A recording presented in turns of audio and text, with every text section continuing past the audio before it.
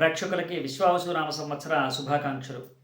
మీనరాశి వారికి ఆదాయం 5, వ్యయం 5, రాజపూజ్యం 3, అవమానం 1. ఈ సంవత్సరం అంతా కూడా ఏలినాటి శని ప్రభావం చేత చాలా భారంగా ఉంటుంది. అవమానాలుంటాయి, భయాందోళనలు ఎక్కువగా ఉంటాయి. ఏది జరిగినా కానీ అంతా కూడా మాయలాగా కనబడుతూ ఉంటుంది.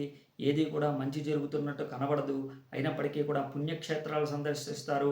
మంచి యోగదాయకమైనటువంటి మార్గాలన్నీ కూడా వెతుక్కుంటూ ఉంటారు. శారీరకమైనటువంటి శ్రమ, మానసికమైనటువంటి శ్రమ, డిప్రెషను ఇవన్నీ కూడా ఉండడంతో పాటు మీకు అన్ని దుర్యోగాల నుంచి బయటపడేయటానికి తప్పకుండా నవగ్రహ పాశుపతము, దాంతోపాటు శనికి సంబంధించినటువంటి తిలతైలాభిషేకము, ఈశ్వరారాధన బాగా చేసినట్లయితే మీకు ఉన్నటువంటి దుర్యోగాలన్నీ కూడా పోతాయి.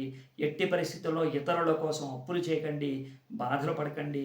ఇంట్లో వాళ్ళనేటువంటి మాటల్ని మీరు చెవిని పెట్టుకోకండి, మనసులో పెట్టుకోకండి.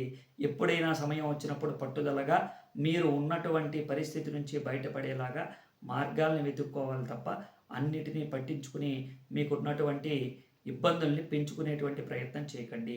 ఆరోగ్యం చాలా జాగ్రత్తగా చూసుకోవాలి.